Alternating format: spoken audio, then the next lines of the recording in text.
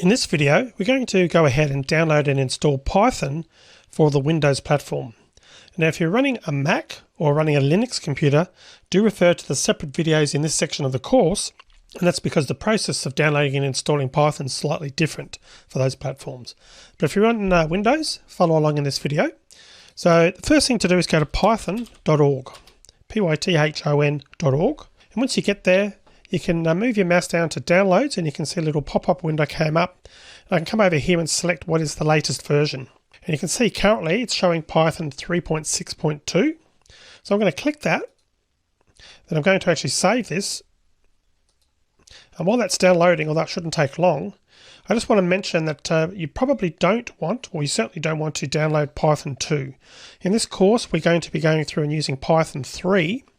But do keep in mind that we'll talk a little bit from time to time about the older version Python. But in general, we definitely want you to download and use Python 3 because that's what the majority of the course is. And of course, it's the most recent version. All right, so down the bottom, you can see that's now finished downloading. So I'm going to click on Run. Now you get this little option that'll pop up and it gives you the directory where it's going to install the files. You can choose a custom installation. You don't really need to do that. The only thing you really need to do here is just click on this little checkbox. Very important that you do that to add Python 3.6 to path. So that's been checked and I can come up here and click on install now, noting that it's actually installing it there in my local app data folder. So I'm going to click on install now.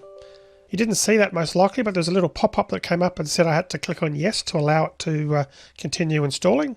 So I clicked on that and it's now going through the process.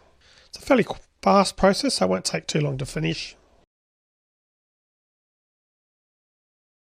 Alright, so at this point you can see that it's actually now finished and successfully installed. And we can just click on close. We can ignore this disable path length limit. We don't need to worry about that. Click on close. And what we want to do now is just verify that Python has been correctly installed and that we can access it.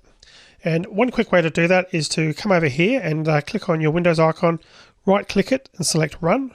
That should work on most versions of Windows, but just make sure that you get this option to run. Then type in that little window, or the little field I should say, CMD, which is an abbreviation for command. Press enter. That opens up a command window. And if we just type in Python now, Python, press enter, you can see in my case it's came up and said Python 3.6.2. So that's a visual confirmation that Python has been successfully installed. Now I'm going to exit out of this by typing exit. Then left and right parentheses, press enter. Now if you happen to type Python but you got something like this, and I'm just going to type an incorrect command. So if you type Python and you got Python is not recognized as an internal or external command, two things probably, or one of two things may have occurred. Firstly, you may not have clicked on that add to path, which was on that first checkbox that came up when we were installing Python. And secondly, you may need to reboot your computer for the change to take effect. So first things first would be to reboot and see and go back into the command window and see whether that fixes the problem. If that doesn't fix it, you might want to go through the process of uninstalling and reinstalling Python and making sure that this time you click on that add to path checkbox to make sure that's ticked, and you should find in most cases that will fix the problem. Alright, so I'm going to type exit there to close down the command window. And at this point, we're now done. So we're done with the installation of Python and we can move on to the next video.